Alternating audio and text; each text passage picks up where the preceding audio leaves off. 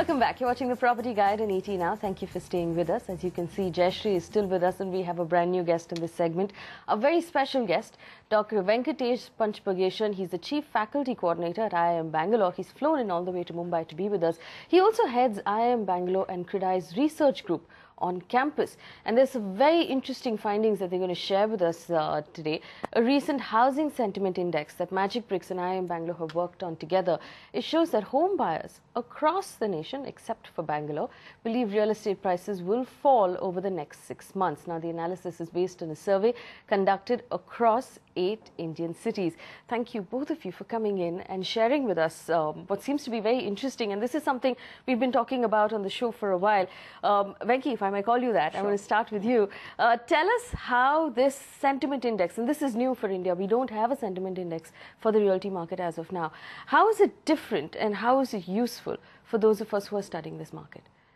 Consumers don't have a voice in the real estate debate that's going on. So all the information that comes out seems to be coming either from the property developers or from the property consultants, both of whom, you know, have some stake in the game. So what we wanted to do is to bring the consumer's voice out. And that was the primary driver. The other driver was the fact that we wanted to look at the future, what's going to happen as opposed to what has happened. And so the sentiment index is, once we have this on a regular basis, will allow... And how regular will it be? Right now we are thinking on a quarterly basis. And again, the quarterly basis is a sort of the benchmark in most countries of the world. And once this data comes out on a regular interval, then all the stakeholders, whether it's the governments or whether it's the property developers, they can look at what the consumer is thinking in terms of ahead of the game. And therefore, they can set their planning. The governments can decide what is in the minds of the consumers. So any policies that they end up implementing or coming out with, they should be able to take this as another factor. So what you said was very interesting. So normally when any of us as consumers walk up to a builder, he'll always tell us that, no, we've had excellent demand. We've sold 70 to 80% of the stock. There are only 3 flats left or 2 flats left. You have to book it today. Can we use the findings of this index then to be able to know the real truth about what's going on? Absolutely. I think the consumers right now don't have insight into what other consumers are doing. And I think one of the primary objectives of this sentiment index is to allow consumers to get to know what everybody in their area or in their region is trying to do. And I think that will allow them to go back to the developer with more information and be able to, whether bargain negotiate or negotiate a better deal. How much of this is actually going to translate into deals on the ground? If I'm reading the index and it says that people believe prices are going to come down, does that mean prices will come down? Today, the consumer is giving data. He's taking part in surveys and he's giving us information saying that I think values will go down by up to 10% and I think I can wait between 3 and 9 months. In India, the demand for housing never goes down and the consumers have access to funds. So it's not a crisis of finance so much as crisis of sentiment when the property markets in India go up or down. So once we have the sentiment index in place, I think over a period of time, after about 2 or 3 quarters, that's when the consumer realizes that I'm not in it alone. But they also need to understand how to use the sentiment index.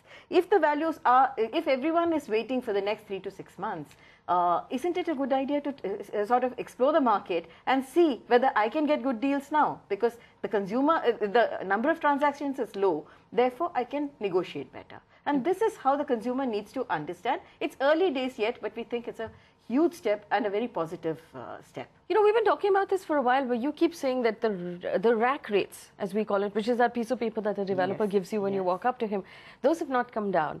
But they are offering deals on the side. So free parking, free registration, they waive off the, the payments that have to be made in the first year. Obviously, that's not enough. Because nobody is buying that. People don't believe that's a good enough deal. Should developers now be offering more? Faye, we have a problem here. In 2009, when the markets crashed and the government appealed to the developers through CREDAI that they should be dropping rates, some developers went ahead and dropped rates. So what happened? There was a huge problem because there were already some consumers who had bought at higher rates. And when you drop the rates, those developers were agitated. And can developers afford to return money in a weak market? They can't.